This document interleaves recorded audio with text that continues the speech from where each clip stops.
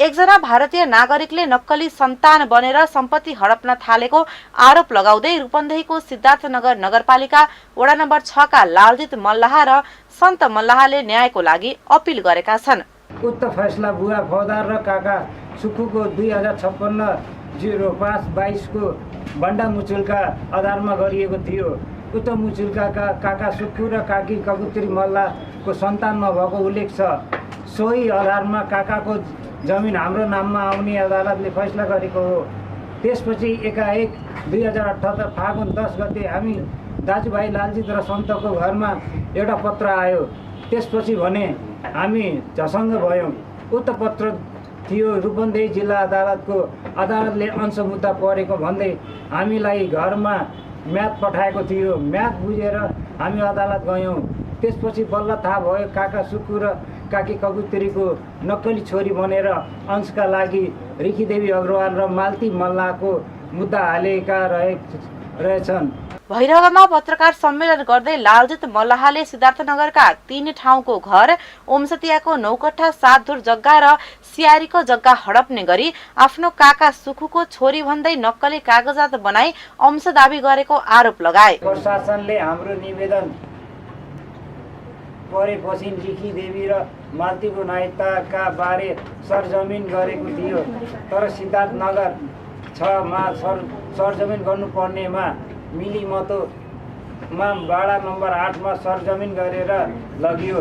सिद्धार्थनगरका नगर प्रमुख इस्तियाक अहमद खा, वार्ड नम्बर 8 का वाडा अध्यक्ष राजन जंग राणा, तत्कालीन रूपन्देहीका प्रमुख जिल्ला अधिकारी भरतमणि पाण्डे, सिद्धार्थनगर वाडा नम्बर 6 का सचिव विनोद कर्ण लगायत प्रहरी समेतको मिले मतोमा नगरपालिकाको कार्यालयमा बसेर सरजमिन गरियो र उक्त सरजमिन वाडा नम्बर 8 मा गरेको भनियो। जुन सरजमिनमा रिखी देवी र मालती हाम्रो काका सुक्खु मल्लाको छोरी हुन् भनिएको छ। लालजितले काका सुक्खु र काकी कबुतरीको कोखबाट कोही पनि सन्तान नभएको सबैलाई थाहा भए तापनि रिखीदेवी र मालती भन्ने भारतीय नागरिकले छोरी दाबी गर्दै स्थानीय सरकारका जनप्रतिनिधिलाई समेत प्रभावमा पारी अदालतलाई समेत झुक्काएको आरोप लगाएका छन्। यता लालजित र सन्तले लगाएको आरोपको सिद्धार्थनगरका मेयर इस्तियाक अहमद खानले खण्डन गरेका छन्। मेरो कुनै सरोकारको विषय पनि होइन।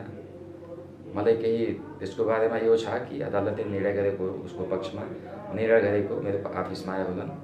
अब कसैको नागरिकताको पक्षमा अदालतले फाइनल निर्णय गरेपछि त त्यसमा भन्नै पर्छ। पोलिटिकल सामाजिक व्यक्तित्व भएको कारणले भाइ ठिक छ, तपाईलाई अदालतले तपाईँको पक्षमा गरेछ भने नागरिकता पाउनु पर्यो। त्यसमा मैले फोन गरेको थिएँ सिडिओ साहबलाई। गरे होला यति दिनभरि आउँछन्, दिनभरि म 50 सयकडो फोन गर्छु। त्यसैमा गरे होला उसको पनि त्यही अरू केही मलाई त लागिरहेको छैन।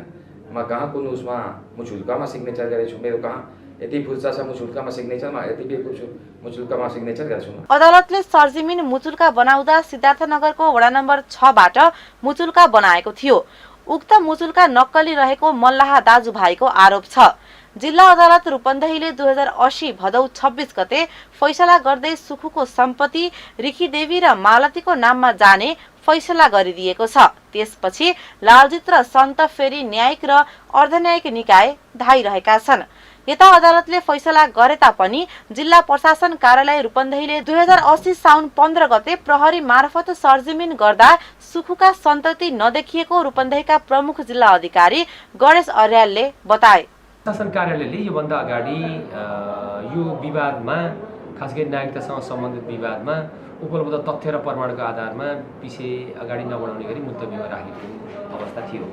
तर पछि विवादित पक्षहरूमध्येकै एक पक्षले चाहिँ नयाँ तथ्यसहित निवेदन दिइसकेपछि मुलतवी जुन तामेलीमा राखेको विषय थियो त्यो तामेली जगाइ पाऊँ भन्ने खालको निवेदन आइसकेपछि हामीले चाहिँ त्यो निवेदन र संलग्न प्रमाणहरूको आधारमा तामेलीलाई जगाएर थप प्रमाण बुझ्नुपर्ने अवस्था देखिएको हुनाले थप प्रमाण बुझ्ने क्रममा छौँ।